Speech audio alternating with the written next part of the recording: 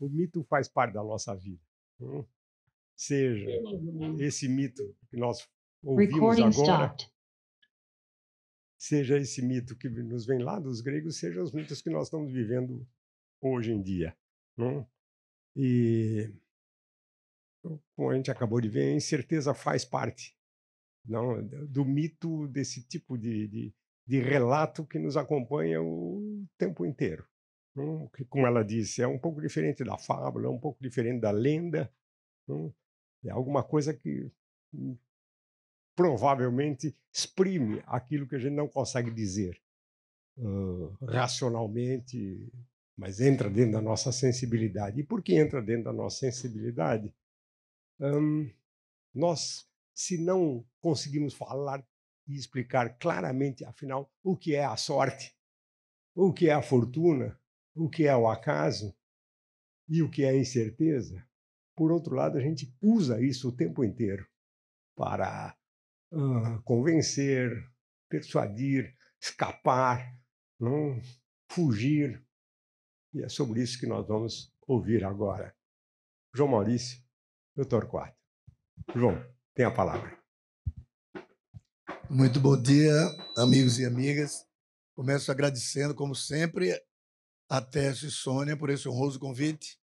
E, grosseiramente, vou começar logo discordando de Técio, que a retórica não se reduz à persuasão. Ela é muito mais que isso. Isso foi a importância de Aristóteles que criou na nossa cultura. Então, justificando meu tema, e dentro do tema da mesa, né, que divido com Torquato e Andréa, eu queria chamar assim, minha fala de incerteza e certeza como corolários de mentira e verdade. Corolário é um enunciado inferido a partir de outro anterior, que foi demonstrado, e assim pretende estender ao enunciado posterior, que é o corolário, essa demonstração. Então, o tema da certeza eu entendo aqui como corolário do tema da verdade. Mas a verdade tem outros filhos: coisa, realidade, que vem de res, objeto, aquilo que jaz à nossa frente, ou então fato. Como dizia minha querida mãe, contra fatos não há argumentos. Aí eu falava, mamãe, essa frase quer dizer o seguinte: espero que você seja tolo o suficiente para aceitar que a minha versão dos fatos é a única possível. Então, ressalto, minha preocupação é a verdade no sentido filosófico, na teoria do conhecimento. Aquela verdade, verdade mesmo, rigorosa. Não é essa coisa de verdade relativa, verdade paraconsistente, que são tergiversações do verdadeiro conceito. Olha, eu já usando a palavra. Daí eu dizer, por exemplo, que nenhum dado empírico pode ser tratado como verdade, como perceberam Heráclito e, mais recentemente, David Hume.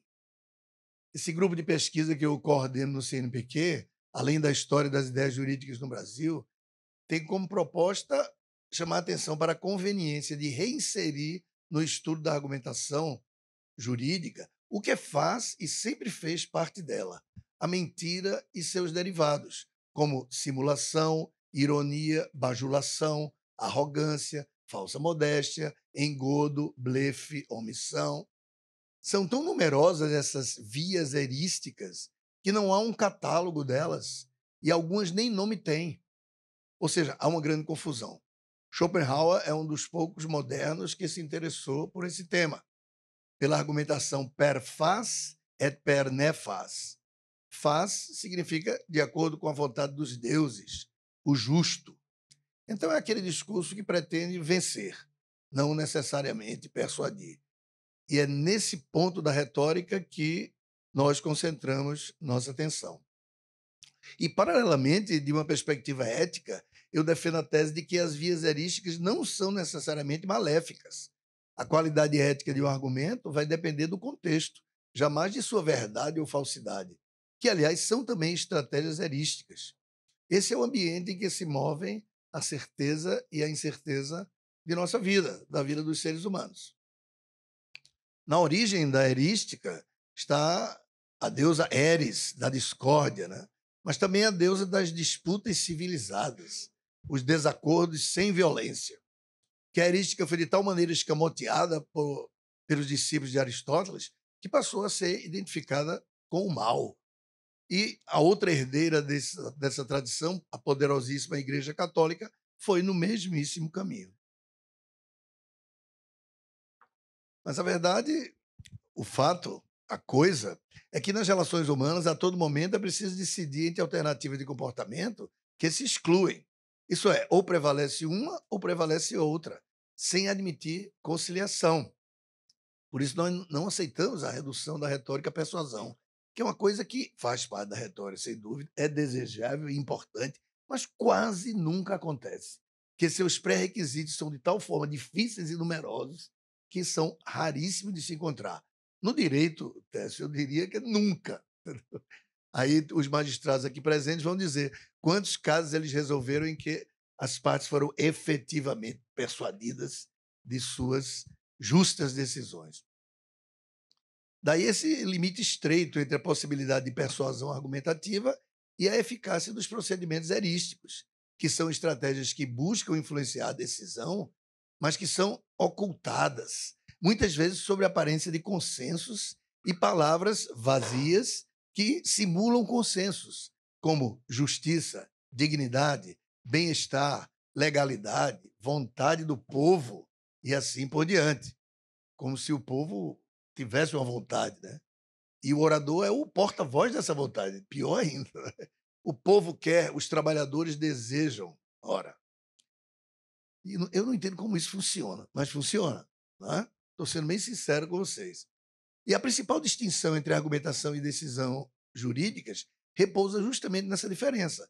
As estratégias de persuasão empregadas na argumentação, logos, ethos e pathos, precisam ser expostas e aceitas pelos participantes para que possam, eventualmente, vir a ter eficácia.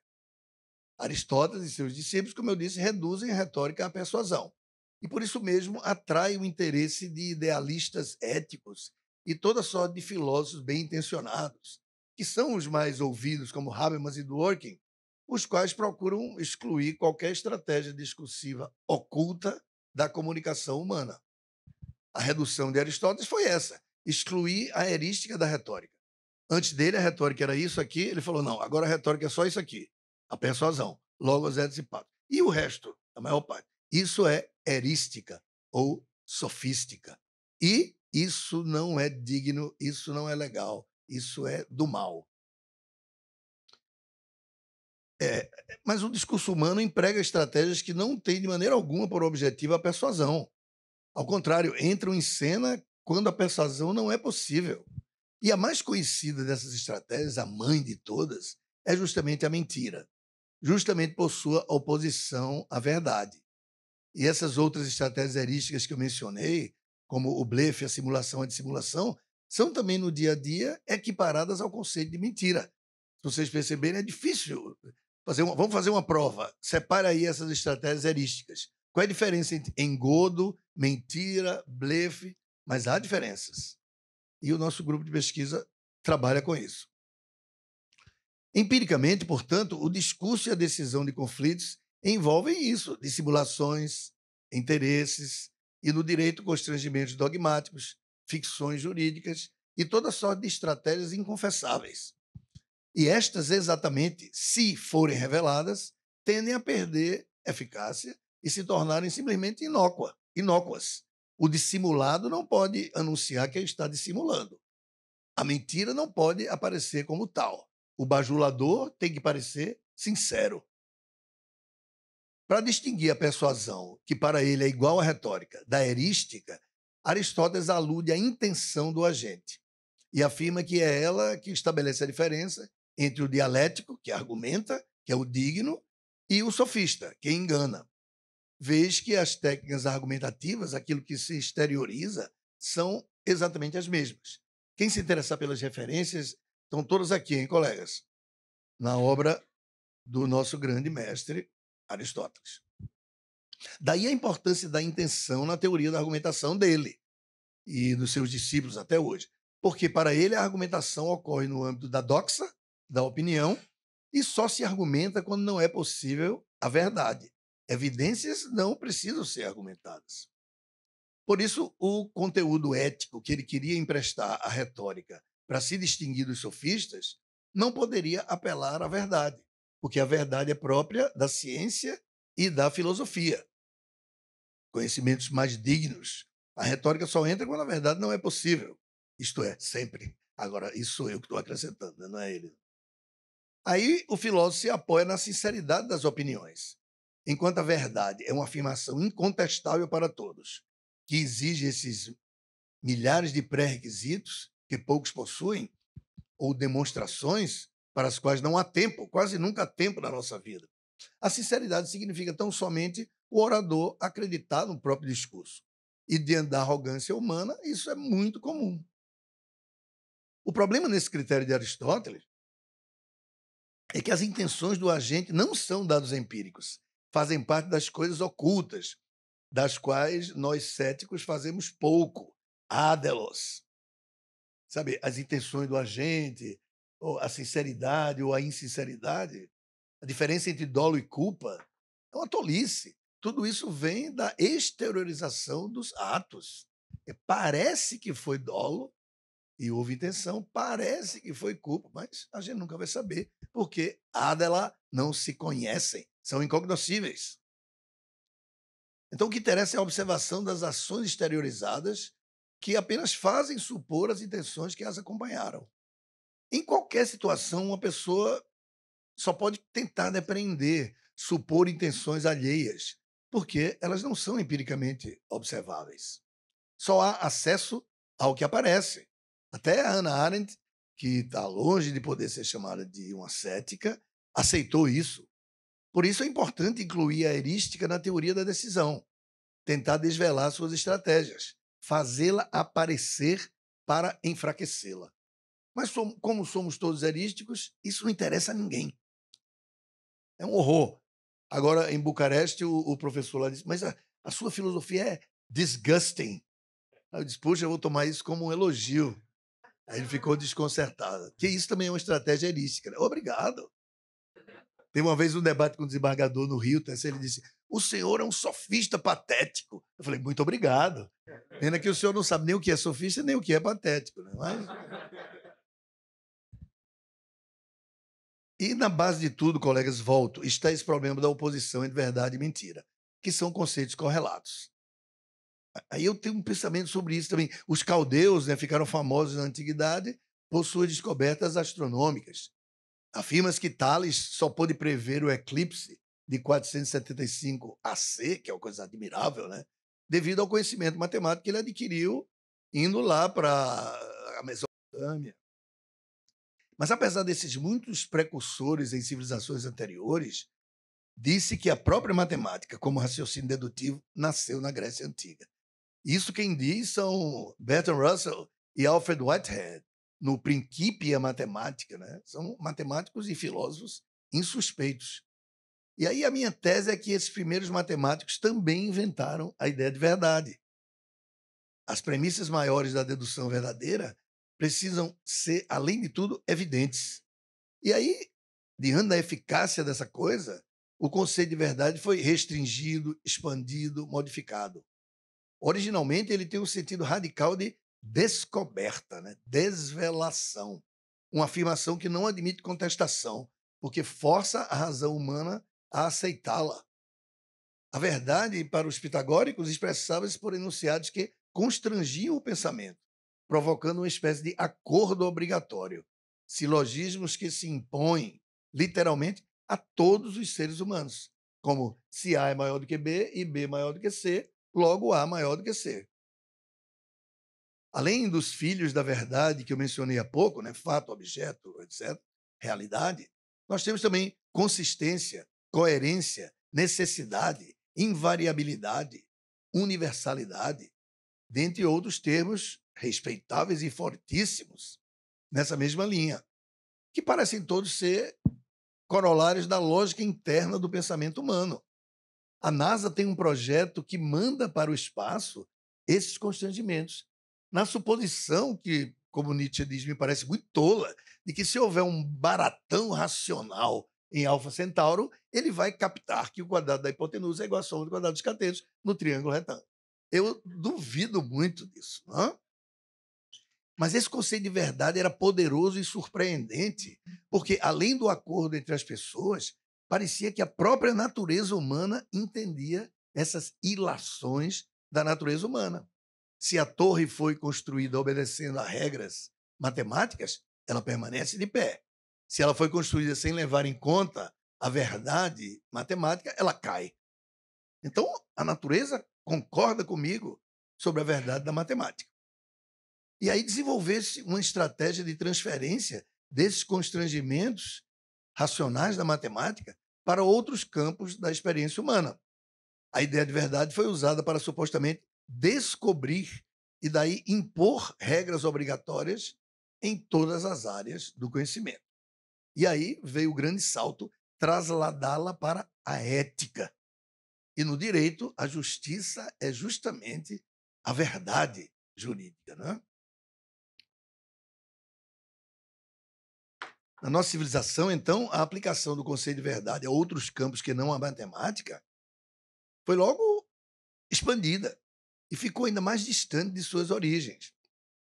Desde os escritos de Platão e Aristóteles, que foram os primeiros que estigmatizaram a mentira, até a interpretação e expansão desses conceitos pelas gerações subsequentes, como eu falei, especialmente a igreja, o conceito de verdade ética foi um grande sucesso, como é até hoje, né? Esses dois que eu mencionei, Dworkin e Alexi, dizem abertamente: eu tenho uma missão.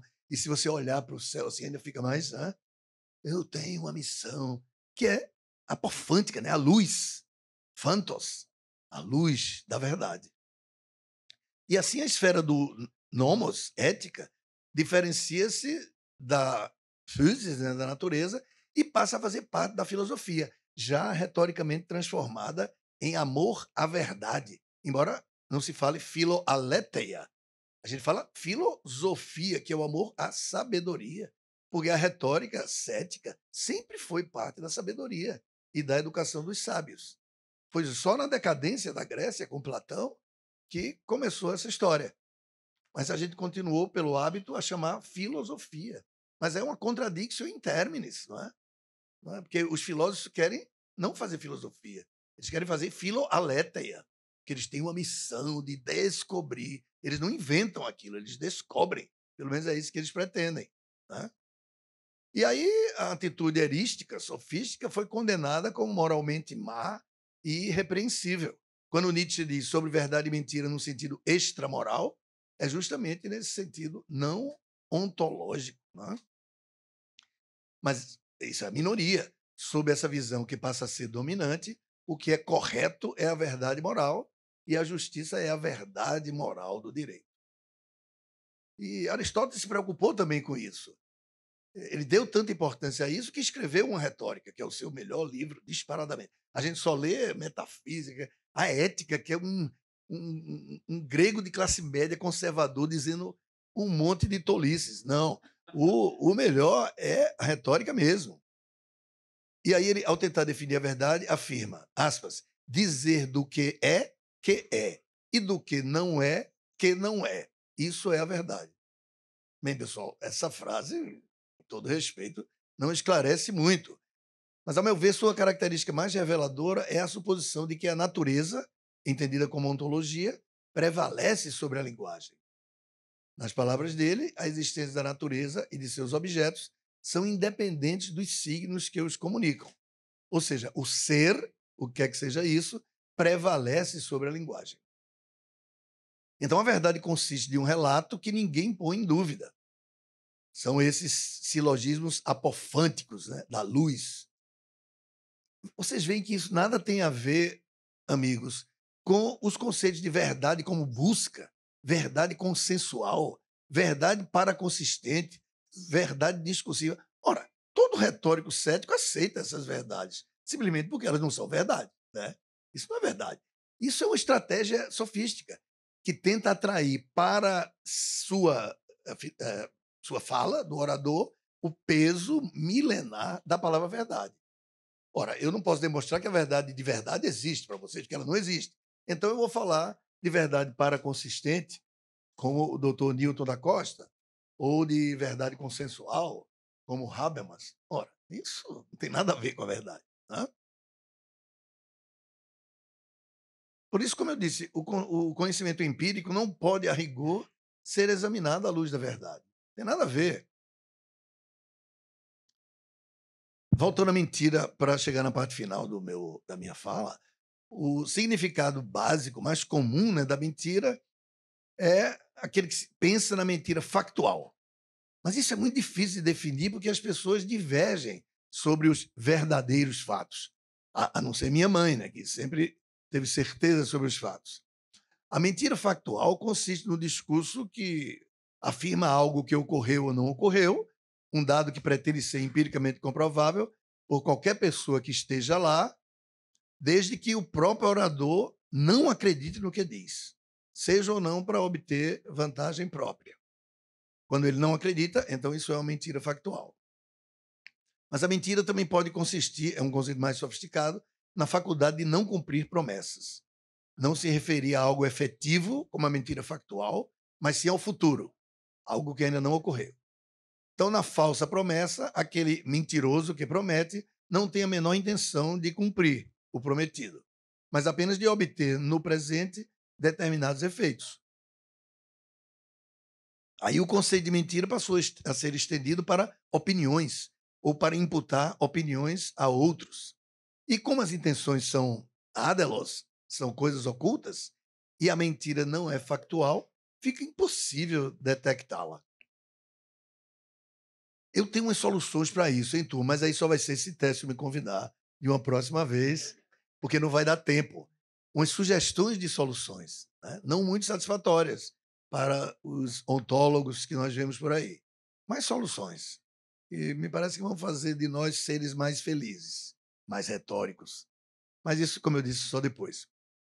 Então, para ter sucesso como estratégia retórica, a mentira precisa, além de ser oculta, parecer plausível. Precisa estar associada a uma crença na verdade, por parte do auditório. Na medida em que um se converte em parâmetro do outro, a mentira precisa parecer verdadeira para funcionar. Um relato em que ninguém acredita até pode depois se provar verdadeiro, mas não será definido como uma mentira. Assim como o senso comum, essas visões filosóficas dominantes pressupõem a posse da verdade por parte daquele que define determinado discurso como mentira. E na nossa época, a importância da mentira cresceu mais ainda. É impressionante como os grandes filósofos do direito não se ocupam disso. Se bem que Richard Rorty, justiça seja feita, além de Nietzsche, que não é nosso contemporâneo, mas Rorty foi, né? Tem bons trechos a esse respeito. Mas um estudo aprofundado eu não conheço. Então, dizia eu, a importância da mentira cresceu com essa sofisticação dos meios de comunicação. Opiniões, boatos e exposição de intimidade passaram a interferir muito mais sobre o uso público da linguagem, sobre a formação da verdade factual desses relatos dominantes. E a internet trouxe tecnologias que superaram os limites localizados das intrigas palacianas que preocupavam Maquiavel, por exemplo, aos quais a tradicional mentira política se vira restrita antes. Por outro lado, a possibilidade de qualquer pessoa divulgar o que quer que seja diminui a eficácia dos filtros tradicionais para a seleção da informação, tais como, sei lá, televisão, jornal, partidos políticos, organizações sociais consolidadas, além do ethos, o currículo do orador. Né? Hoje não precisa ter currículo. Qualquer um fala e pode se tornar um fenômeno da internet. Né? Um garoto de 16 anos nos ensinando política, filosofia, como ser bem casado. É um negócio impressionante. E as pessoas lendo e indo atrás desse convencer. Não é? Humberto Eco é o primeiro que atentou para isso, eu me lembro, com o aldeião, como é o filósofo da aldeia, uma coisa assim que ele falou. De uma maneira meio conservadora até. Agora qualquer imbecil pode falar. Mais ou menos foi isso que ele disse. Mas tinha razão. Isso. E outra questão que ocupou, né, os filósofos como Kant, que também era muito preocupado com a sinceridade, é se o conceito de mentira exige que o mentiroso necessariamente conheça a verdade, ou pelo menos que creia sinceramente conhecê-la. Ele tem um debate com o Benjamin Constant, né, em que ele disse: se o criminoso chegar e lhe perguntar onde está minha futura vítima, você tem que dizer, mesmo sabendo que o criminoso vai matar a pessoa. Kant, entre outras tolices que falou sobre a mulher, sobre pessoas nascidas para mandar e outras para obedecer. É o lado espírito de porco, vamos dizer assim, da minha filosofia, né? Eu li um livro, turma, antigo, bacana, de um francês, só podia ser um francês. Penso, logo me engano. Aí ele diz, olha, eu vou dizer, Jean-Pierre Lantin, eu vou dizer para vocês aqui as grandes besteiras que os grandes filósofos disseram. Porque nós somos tão bons que só falamos do lado bom. Aí vem o livro e é muita tolice, viu? Aí eu fiquei indo atrás disso, né? Kant é um que eu adoro pegar besteiras e publicar, né? Com o rodapé devido, e os kantianos ficam chateados, né? Porque de perto, como diz o outro filósofo Caetano Veloso, ninguém é normal, né? Mas o conceito de verdade é tão bem sucedido que praticamente se confunde com a história da filosofia. Ao propor sua solução para os problemas filosóficos, o filósofo já define sua ideia de verdade. Você vê que todo grande filósofo tem que dizer, logo no começo, todos estão errados e o certo sou eu. Não é? Por isso que Ortega y Gasset dizia, é autônoma e pantônoma. Lembra, Tess, do professor Reale?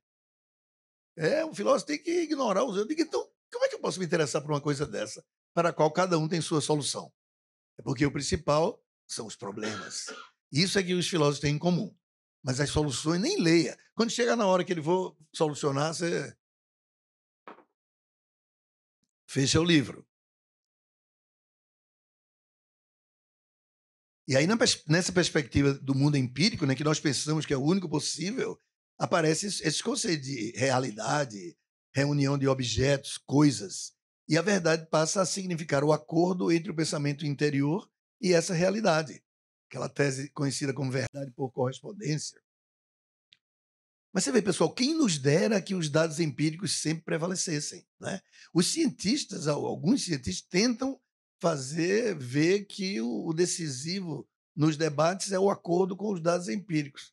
Primeiro, nós não temos acesso aos dados empíricos. Ninguém pode entrar nas águas do mesmo rio. E depois, se tivéssemos, os outros não seriam persuadidos por eles. Eles não são fortes o suficiente para isso. Nós vimos agora nessa conversa sobre a Terra plana, não é? Falei, pô, prefiro os medievais, que eram 4 elefantes em cima de uma tartaruga e um prato. Mais criativo, né? Melhor do que essa só terra plana. O ponto central é que, sob esse guarda-chuva conceitual mentira, foram colocadas todas as formas de insinceridade ou simplesmente qualquer atitude de dúvida. Daí a dificuldade, né, que você tem de perceber os efeitos da mentira. Da mesma forma que a metáfora está na origem de todas as figuras de linguagem, como diz Nietzsche, né? A mentira está na base de toda a erística. Ela é a rainha da erística, mas não é a única das vias erísticas. Na ética da etiqueta, por exemplo, a hipocrisia. Quer dizer, alguém chega para você e fala, você é um hipócrita, você tem que dizer, muito obrigado.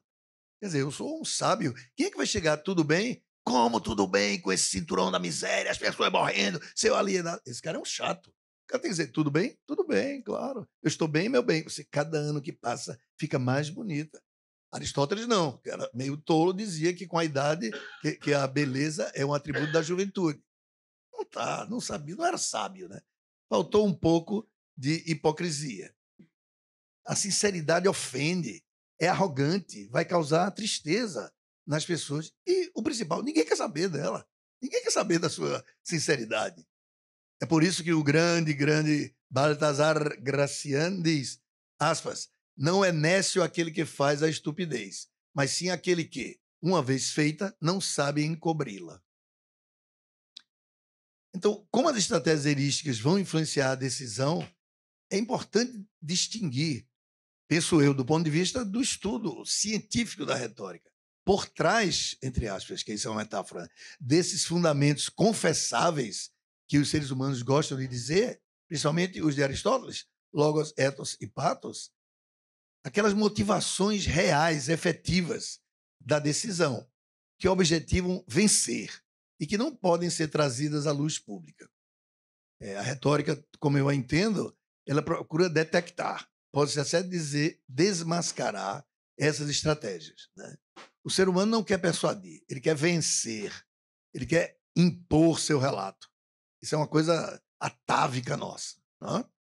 Mas se os ouvintes não aceitarem aquela conversa furada, contra fatos não há argumentos, aí o dano desses donos da verdade certamente vai diminuir. Muito obrigado pela atenção.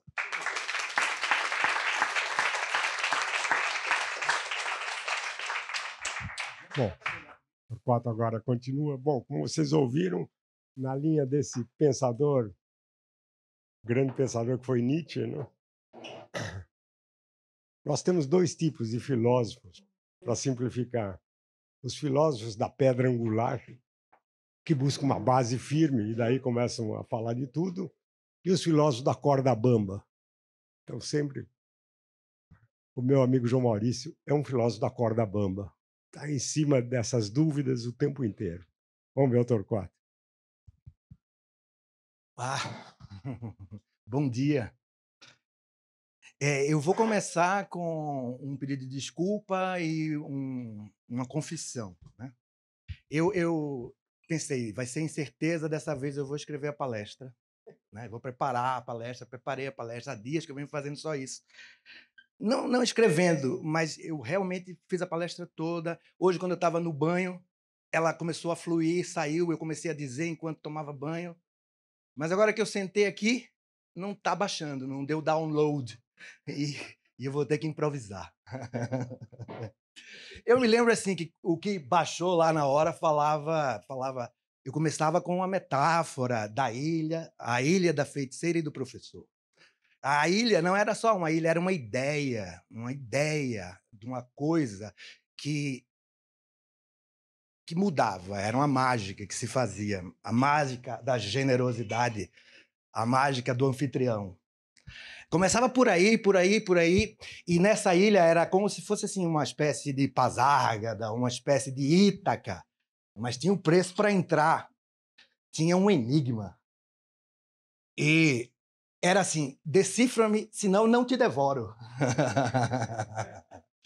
O enigma era incerteza da retórica ou retórica da incerteza, né? E tem que responder isso.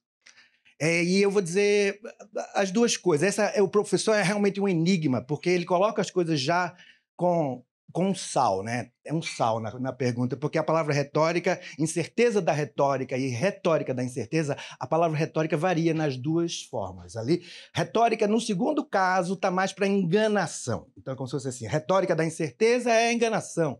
E a incerteza da retórica, na verdade, é uma condição epistemológica.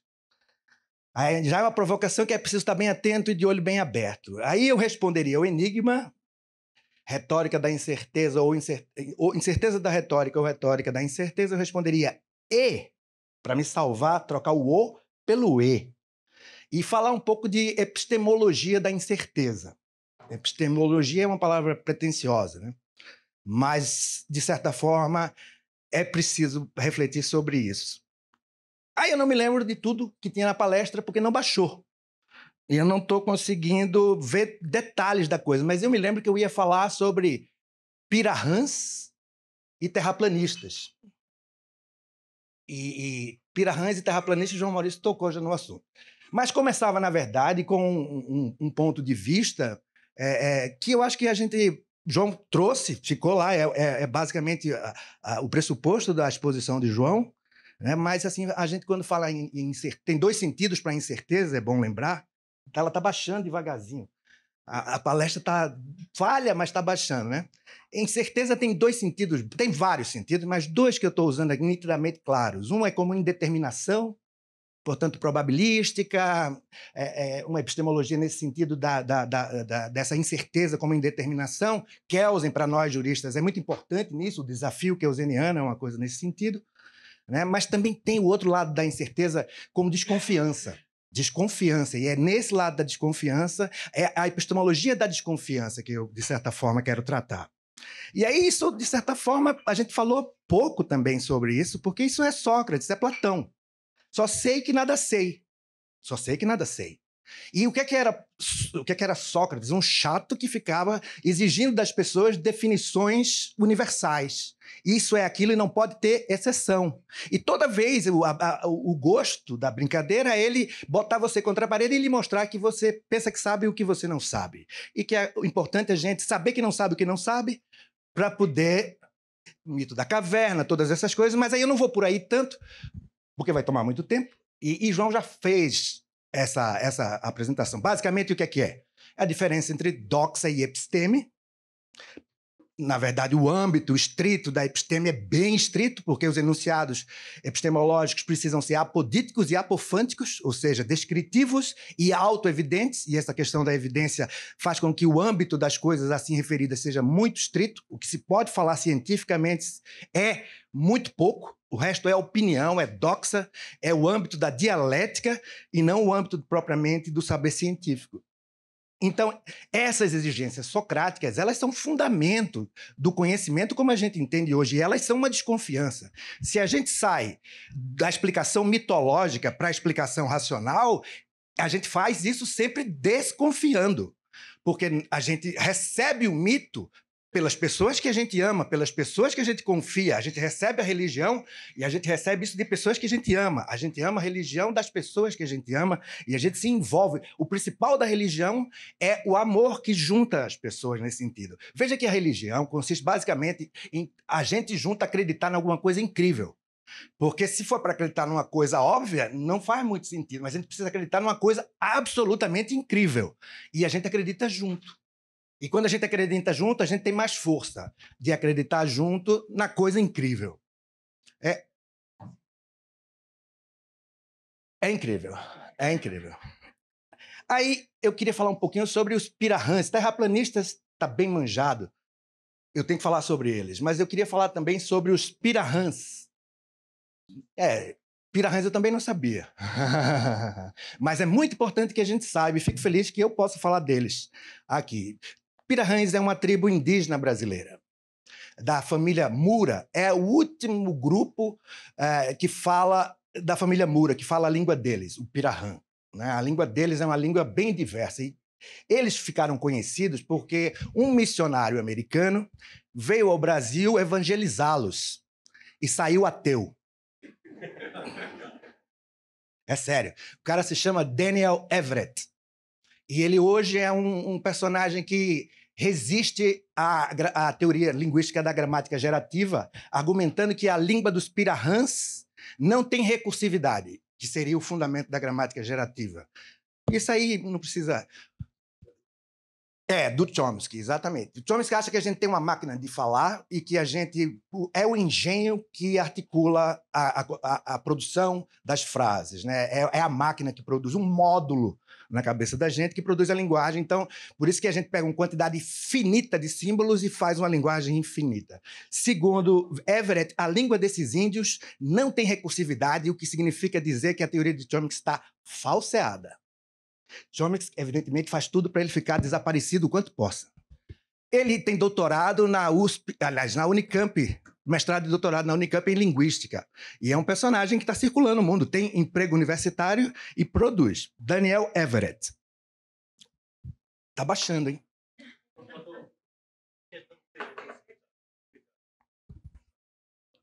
Eurico disse que amanhã vai para casa. Eurico disse que amanhã vai para casa. Esse que tem duas frases aí. Eurico disse e a outra frase, elas estão conectadas. Uma refere à outra.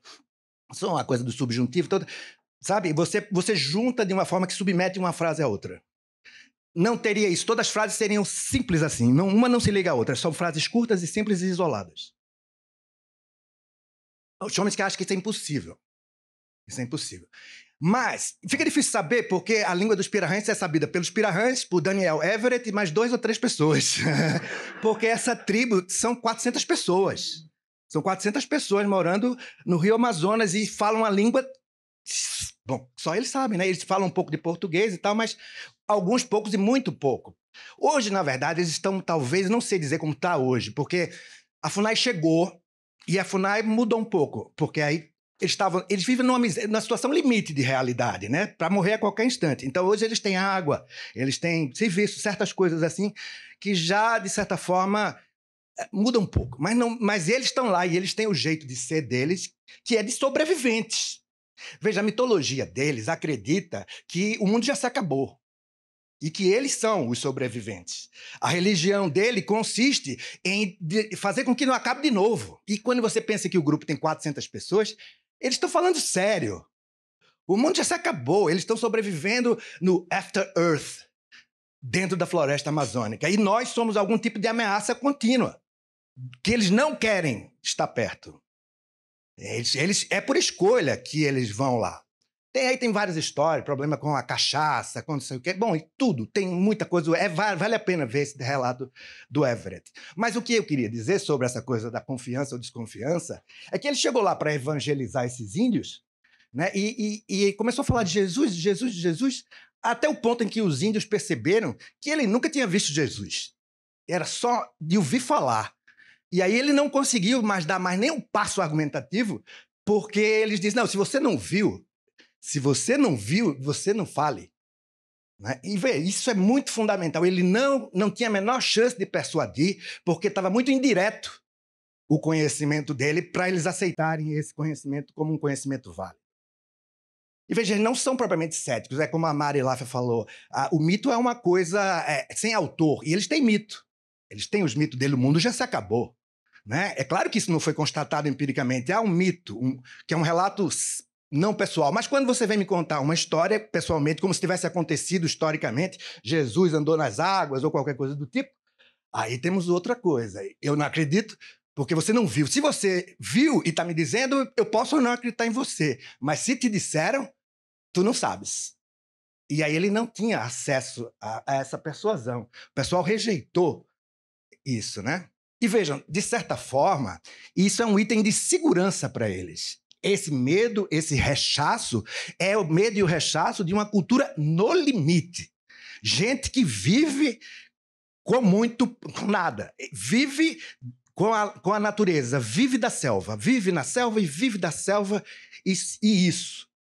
E ninguém aqui conseguiria o que eles conseguem, viver na selva.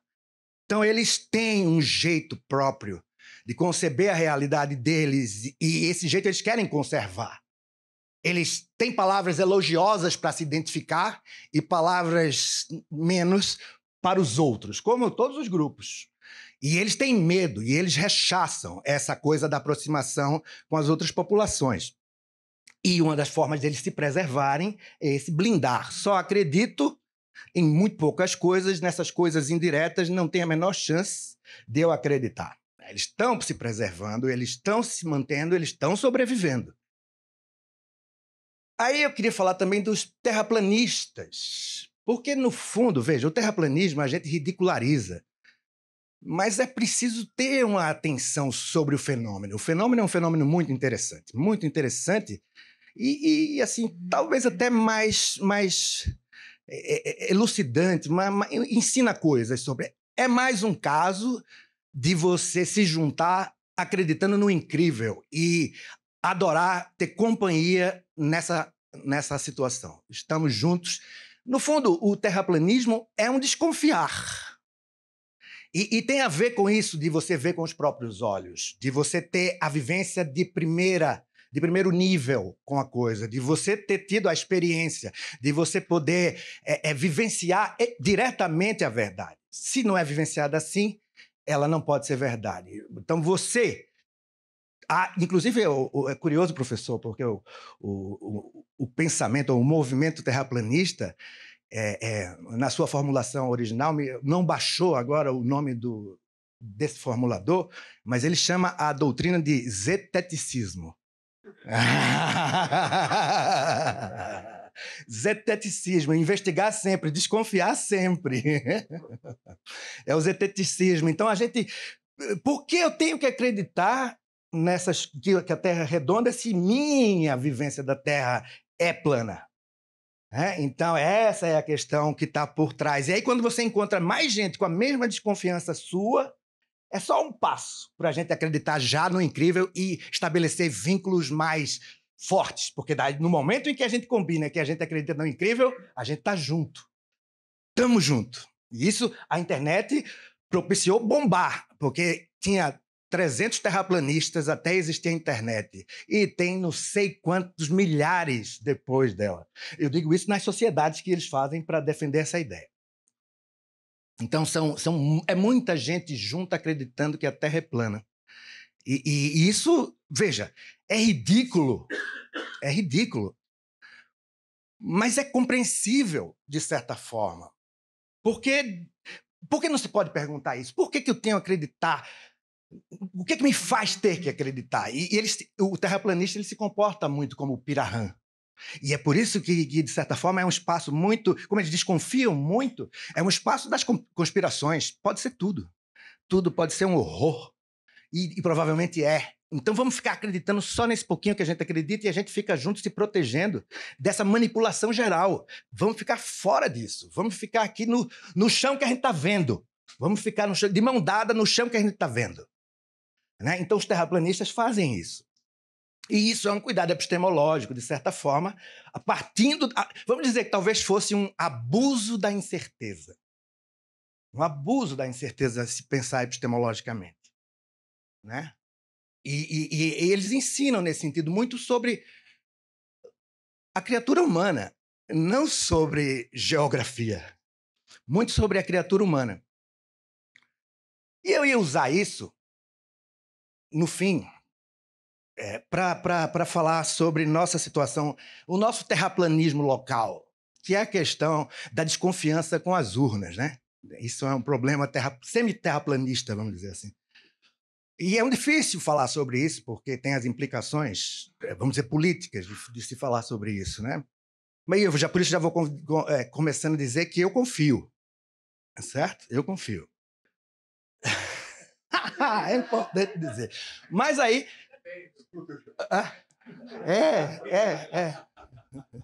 Não, mas eu confio, mas aí eu quero refletir um pouco sobre a dificuldade de algumas pessoas de confiar, para a gente poder, talvez, fazer uma ponte para elas. Certo? Porque, vê, tem uma coisa jurídica também, que é vamos dizer assim, um postulado que se deve levar em consideração. Ele tem história, né? Na Alemanha, né? A ideia de que a questão de como você confere se a coisa se deu. Uma das formas de reagir à ideia de você colocar eletronicamente sempre foi que você não pode ir com seus próprios olhos e ver. Como no papel você vai com seus próprios olhos e vê. Né? E isso aí faria com que você não devesse fazer dentro de uma caixa preta. Né? E é curioso, porque da mesma forma que esse argumento tem relevância, assim, no sentido da epistemologia da incerteza, da mesma forma a gente tem que superar ele, como a gente vai ter que fazer a ponte com os terraplanistas. Tão errados, mas não é para a gente rechaçar com ódio e com desprezo logo, é para a gente tecer esse retornar deles, a gente perder o medo, a gente confiar. Porque você abre a urna e se botar o código-fonte aqui para eu ler, eu não sei dizer o que vai acontecer, eu não sei ler o código-fonte, eu não sei ler nada daquilo. Alguém vai ter que me dizer, eu vou ter que não ser Pirahan, né? Eu vou ter que não ser Pirahan, eu vou ter que não ser terraplanista, por que eu vou ter que? Porque, veja, o terraplanismo e os Pirahãs, eles têm um problema para não serem enganados. Eles começam sempre do zero. Não dá para você receber a ciência como uma tradição, porque você vai desconfiar, ela vem sendo dita, apenas sendo dita. Então significa que você vai ter que descobrir tudo de novo. Que a Terra não é redonda. Todos aqueles experimentos que já mostraram que ela é redonda e que tem mais de 2000 anos, você vai ter que pensar neles tudo de novo para você fazer para si. Porque você não confia em nada e em ninguém. Ou seja, a gente não tem como acumular conhecimento desse jeito. E a gente não tem como a gente viver reinventando a roda todo dia, porque não confia nas engenharias que nos ensinam de ouvir dizer. Então, estabelecer dessa confiança é um desafio gigantesco e que a gente não pode descartar tão simploriamente. A gente tem, principalmente, essa coisa de investir em educar, porque, no fundo, esse medo tem a ver com a gente não conseguir dar às pessoas a confiança na tradição, a confiança na emancipação que essa tradição promete. Né? E isso, na verdade, não é um defeito dos outros. É talvez apenas a nossa insuficiência ao compreender os processos do medo. É isso. Acabei. Baixou.